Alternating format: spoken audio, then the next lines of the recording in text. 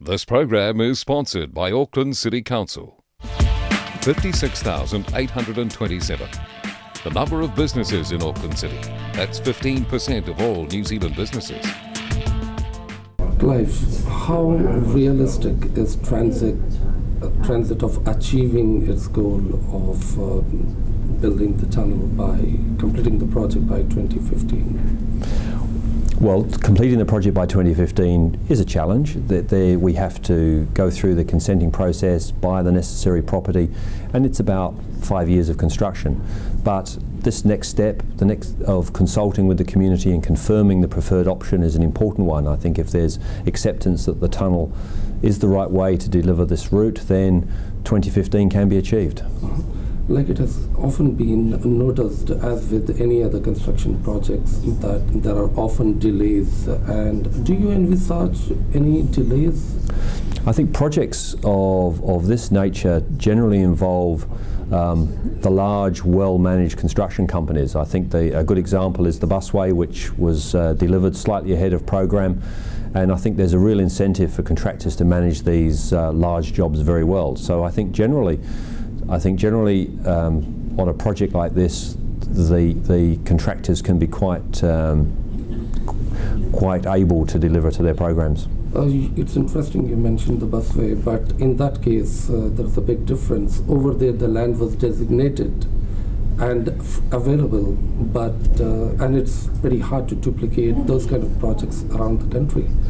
In this case, you're talking about cohesion and establishing a rapport with the other several communities, facilitating to come up with this project. What sort of challenges you foresee? Well, I think even the busway took over 2 years to get all of the necessary consents to build it. I think in a project like Waterview, the Transit was concerned that the surface options, the cut and covers, would be contested by the community, and that could protract the process for getting on with starting construction. Transit hopes that by responding to the request for more undergrounding, that we'll have an option that is supported by the community, and that should make those planning processes that much easier.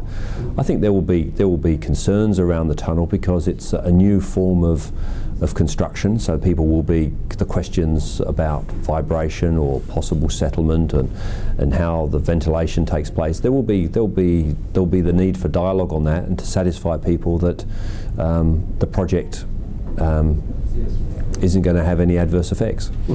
So what sort of steps Transit is undertaking to talk to the communities? Well, the first thing we're doing is making contact today with those people that could be directly affected by the tunnel, and then next week we start a consultation process with the wider community that live around the route that we've been consulting with over the last 6 or 7 years. And there'll be a series of public meetings, and we'll be visiting the local community boards and having various displays around in the libraries, so people can get all the information they need and give us feedback. The consultation brochure that we're delivering will allow people we'll have a prepaid form so people can send their views to Transit, and then all those views will be collated in April, and that will allow the Transit board to then understand what the community and the stakeholders think. What sort of aspects went into convincing Transit that the tunnel is the option? Well, the tunnel wasn't the most expensive option. The cut and cover options, where we tried to cover all of the route, actually were more expensive, and they still had the disruption of actually forming the large cut. So I think Transit weighed up cost, the time it would take to deliver it, the extent of potential community resistance, and the environmental and social impact of the projects. And I think overall the conclusion was that the tunnel was the right option. I mean, what sort of impact are we talking about here on the communities, those who are directly going to be impacted? The impact of the tunnel?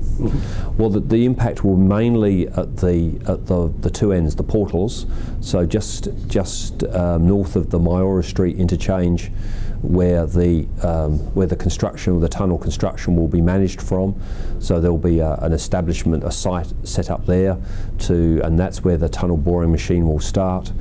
And then there'll be construction work that'll be very visible at Waterview Interchange, where the new interchange is constructed. But along the route there should be, to the average passerby, you wouldn't even know that construction was taking place. How many properties have to be relocated? About 160 properties at the portal ends will be required, which is much less than the 500 that were needed for the cut and cover scheme. And then we would need to work with about 150 owners along the route to buy an underground property interest. I see. You were talking about some 300 properties earlier. Yeah, that was the 160. The 160 which have to be bought and would be demolished, and then about 150 that where the properties can quite safely remain, but where Transit would just look to buy an underground interest for the tunnel. From ecological perspective, from geological perspective, is the conditions suitable for the tunnel option? Yes, they are. We've done extensive geotechnical borehole testing, and the tunnel is there's some lava flows there, very old lava flows, but the tunnel would go underneath those. So it makes it's good consistent rock conditions, ground conditions for forming a tunnel. How safe it is in the long-term perspective from natural disasters like earthquakes and? I think it should be as safe as any other form of. I mean, the tunnel itself is lined with reinforced concrete.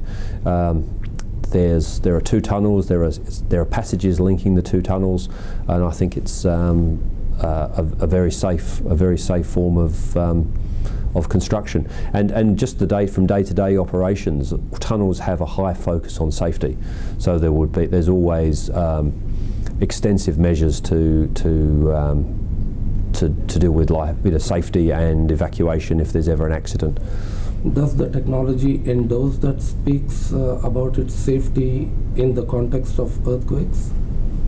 Well, there's no reason why the tunnel should be more vulnerable to an earthquake than, for example, being on a bridge or any other road or a building. So it should be. They're all built to a very high standard that's to withstand those conditions you might expect here in New Zealand.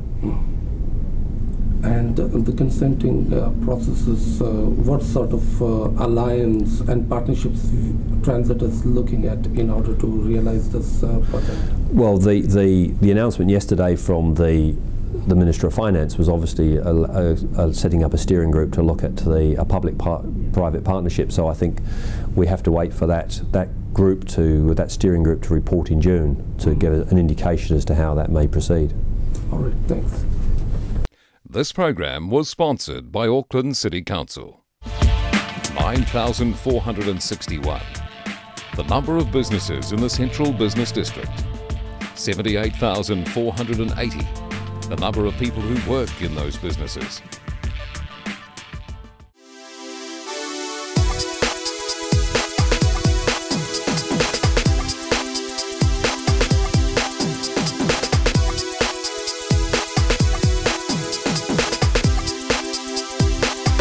Up in the Mirror on satellite, cable and terrestrial network.